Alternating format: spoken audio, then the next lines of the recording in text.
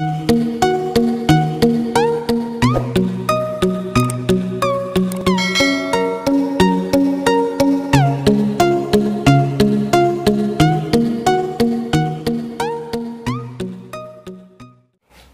दोस्तों, इससे पहले वाले पार्ट में मैं आपको पढ़ा चुका हूं एंगल बाइसेक्टर, और आज की क्लास जो है आपकी एंगल बाइसेक्टर 2 है, यानी पार्ट 2 एंगल बाइसेक्टर, यानी कोण समद्विभाजक। कोण समद्विभाजक, इसका पहला पार्ट आप लोगों ने पढ़ लिया होगा। पहला पार्ट आप लोगों ने पढ़ लिया होगा और ये हमारा पार्ट 2। आज कोण समद्विभाजक की पार्ट 2 में हम पढ़ने वाले हैं, यानी कि इनसेंटर के बारे में मैंने बताया था, ठीक है। पिछली वाली क्लास में भी मैंने इनसेंटर के बारे में कुछ पॉइंट मैंने बताया था आपको। और इनसेंटर किसको कहते हैं एक बार फिर से रिवाइज करते हैं। इनसेंटर हम किसको कहते हैं एक बार रिवाइज करते हैं। ये हमारे पास एक त्रिभुज एबीसी, हमारे पास एक त्रिभुज एबीसी है जिसके ये क्या है, कोण समद्विभाजक। क्या है, कोण समद्विभाजक, यानी कि ये इसके बराबर होगा, ये वाला एंगल इसके बराबर होगा और ये वाला एंगल इसके बराबर होगा। अब इस वाले पार्ट को हम कहते हैं इनसेंटर। क्या कहते हैं, इस वाले पार्ट को हम इनसेंटर कहते हैं। क्या कहते हैं, इनसेंटर आई, यानी कि अंतः केंद्र, इसको हम कहते हैं अंतः केंद्र। अब हमारे पास एक क्वेश्चन ये बनता है कि इसको हम अंतः केंद्र क्यों कहते हैं, है ना। इसको हम अंतः केंद्र क्यों कहते हैं। सबसे पहला बात तो यही आता है निकल के कि इसको अंतः केंद्र क्यों कहते हैं, क्योंकि हमारे पास एक क्या है, हमारे पास एक त्रिभुज है, त्रिभुज एबीसी।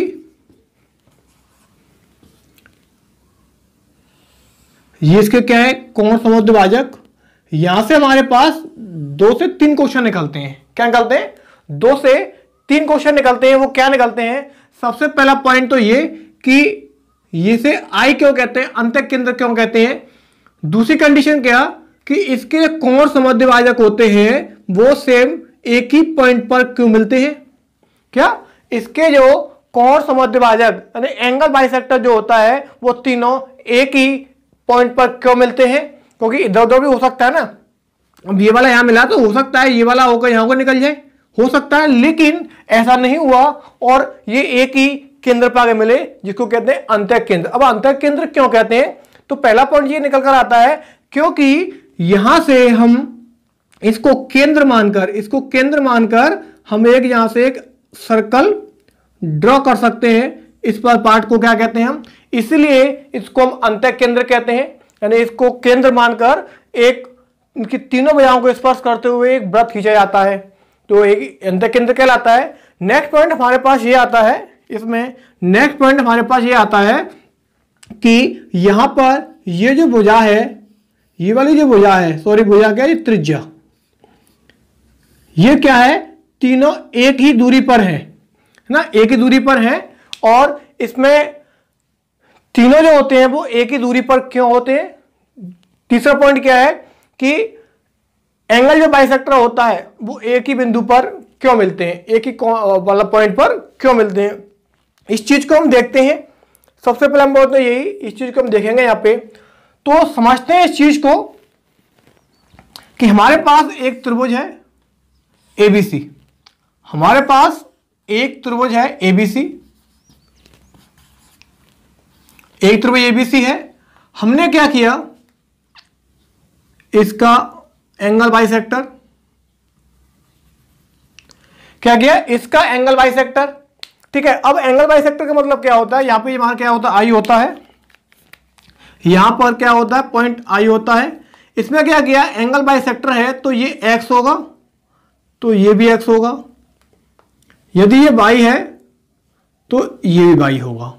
इतना क्लियर है आपको, इतना क्लियर है तो हमें ये पता है कि इसकी सेम दूरी से यहां से हम एक वृत्त खींच सकते हैं, इतना तो हमें पता है। अभी मैंने बताया कि यहां से हम क्या कर सकते हैं, एक वृत्त खींच सकते हैं इसके अंदर। इतना क्लियर है। हमको ये पता है कि ये यहां पे मिलता है, इसका एंगल बाइसेक्टर यहां मिलता है।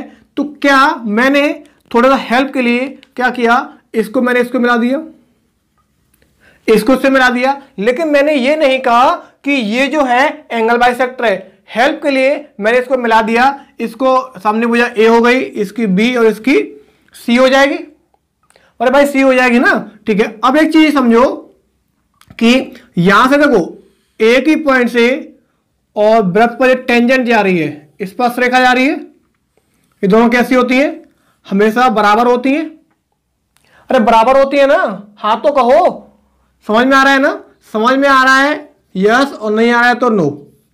क्लियर है, कमेंट करते जाया करो साथ साथ में, क्योंकि ये जो टेंजेंट है एक पॉइंट से जा रही है यहां तक, इससे यहां तक जा रही है, तो क्या ये दोनों टेंजेंट बराबर होंगी? दोनों टेंजेंट बराबर होंगी, और ये वाली जो त्रिज्या है इसके बराबर होगा, ठीक है। और ये जो पार्ट है, यानी ये जो भुजा है हमारी, ये जो साइड्स है, वो क्या कॉमन होने के कारण वो वैसे ही बराबर हो जाएगी। तो आपको ये चीज निकलती है, ये वाली साइड इसके बराबर है, ये वाली साइड इसके बराबर है, और ये कॉमन होने के कारण खुद ही बराबर है। तो क्या यहां से साइड साइड साइड से कॉन्ग्रुएंट नहीं होगा? कॉन्ग्रुएंट हो जाएगा ना, हाँ तो कहो। अरे भाई हाँ तो कहो, क्योंकि हमारे पास ये त्रिभुज है, ये दो त्रिभुज है हमारे पास। इसमें क्या ये वाला पार्ट इसके बराबर है, ये वाली साइड इसके बराबर है, और ये कॉमन होने के बराबर, कॉमन होने के कारण बराबर है। तो क्या हम इस त्रिभुज को, दोनों त्रिभुज कॉन्ग्रुएंट ही हो जाएंगे, साइड साइड साइड। जब कॉन्ग्रुएंट हो जाएंगे तो इसके तीनों ट्रायंगल भी, जब कॉन्ग्रुएंट हो जाएंगे तो इसके तीनों ट्रायंगल भी हम कह सकते हैं बराबर होंगे। ये इसके बराबर होगा। तो देखो एंगल बाइसेक्टर में ये इसके बराबर है, ये इसके बराबर है, तो ये इसके बराबर है। तो क्या ये एंगल बाइसेक्टर नहीं होगा? अब तो प्रूफ हो चुका है कि एंगल बाइसेक्टर क्यों है ये, और हमें पता भी पड़ गया यहां से यहां तक का ये वाला पार्ट, ये और ये तीनों हमेशा बराबर होंगे और एक ही बिंदु पर मिलेंगे। क्या होगा? ये एक ही बिंदु पर मिलेंगे। क्या आप लोग प्रूफ हो चुका है? समझ रहे हैं ना आप लोग मैं क्या समझना चाह रहा हूं आपको? समझ रहे हैं ना? कोई दिक्कत यहां पे किसी को भी? कोई दिक्कत तो नहीं कैसी भी? चलिए फिर आगे चलते हैं। जिसको समझ में आ रहा है वो हाँ कहिएगा, और नहीं आ रहा है तो वो एन लिख के आप कमेंट करना है। और इतना मैं आराम से समझा रहा हूं, इतना कोई क्रिटिकल वाली बात नहीं है। अभी अब भी आप समझ में सब कुछ आ रहा होगा, मेरा मानना ये है, क्योंकि सब चीज बिल्कुल बेसिक से कराई जा रही है, तो बस आराम से आप कर लोगे, कोई भी दिक्कत वाली बात नहीं है। तो समझो यहां पे हमारे पास एक त्रिभुज है एबीसी, हमारे पास एक त्रिभुज है एबीसी, ये इसके क्या है? कोण समद्विभाजक, एंगल बाइसेक्टर। और जैसा कि हमने बताया कि इसको क्या कर सकते हैं, यहां पे एक वृत्त खींच सकते हैं। क्या कर सकते हैं? एक वृत्त खींच सकते हैं, और यहां पर हम कहते हैं इसको आई, ये ए होता है, ये बी और ये सी होता है। इतना पॉइंट क्लियर है? इसकी त्रिज्या का जो फॉर्मूला होता है, इसकी यदि हम त्रिज्या की बात करें, इसकी त्रिज्या की बात करें, क्या होता है? Delta upon S. डेल्टा मतलब एरिया, ये होता है हमारा एरिया, ये क्या होता है? Semi perimeter. इतना क्लियर है आपको? एरिया अपॉन सेमी पेरीमीटर होता है। तो हम कैसे निकालेंगे? तो हमारे पास ये वाला पार्ट आपको दिख रहा है कि हम इसका एरिया कैसे निकालेंगे। त्रिज्या के लिए हम इसका एरिया, ये त्रिज्या हम कैसे निकालेंगे, इसको हम प्रूफ करते हैं ना। इसको हम क्या करते हैं? प्रूफ करते हैं। सबसे पहले मैंने आपको बताया, जब मैंने इसकी बेसिक क्लास पढ़ाई, तो हर चीज के साथ यदि आप क्यों लगाओगे, है ना, तो आप बेसिक सीख जाओगे। बेसिक सीखना आप लोगों के बहुत जरूरी है।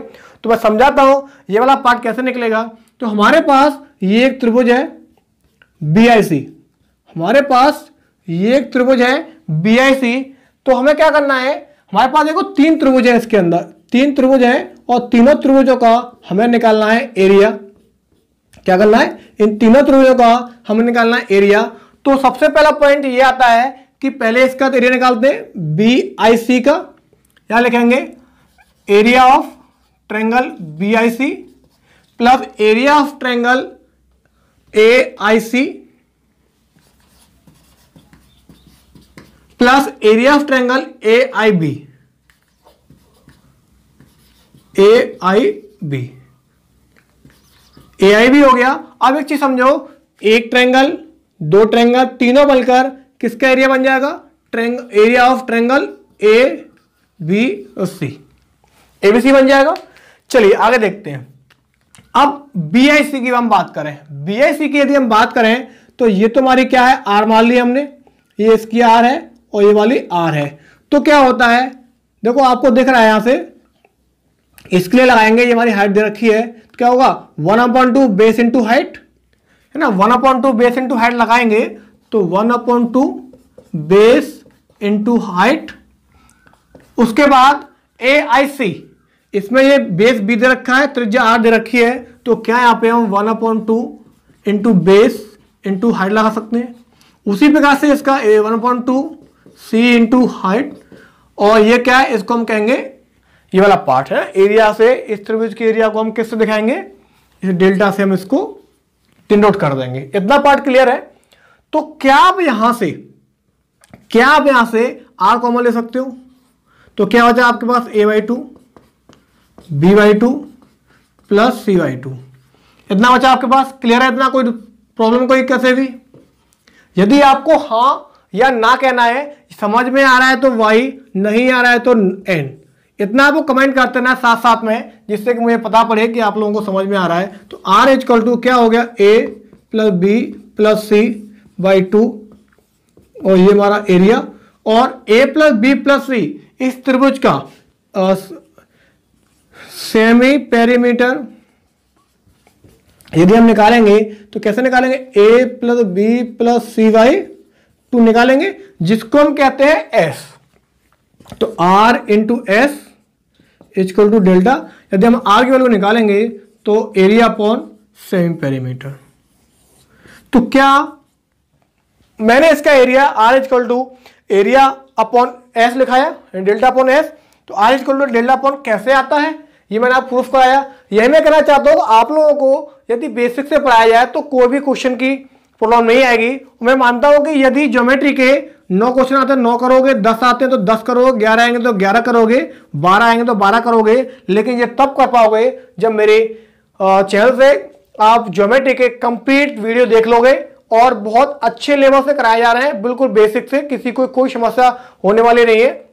बस क्या आप लोग साथ बने रहिएगा, मैं सारी ज्योमेट्री इतना अच्छे लेवल से क्लियर करा दूंगा कि आप चाहे प्री देखिएगा, चाहे मेंस, चाहे कैट, सीडीए, कोई भी एग्जाम दीजिएगा, कोई भी क्वेश्चन आपका छूटेगा नहीं। और मैं अभी मैं थ्योरी करा रहा हूं आपको, और थ्योरी कराने के बाद लगभग मैं 250 क्वेश्चन प्लस आपको मैं प्रैक्टिस करवाऊंगा इस ज्योमेट्री में। ठीक है ना? इतना आपको क्लियर हो रहा है? इतना आपको क्लियर हो रहा है, हाँ या ना तो बोलो, है ना? ठीक है।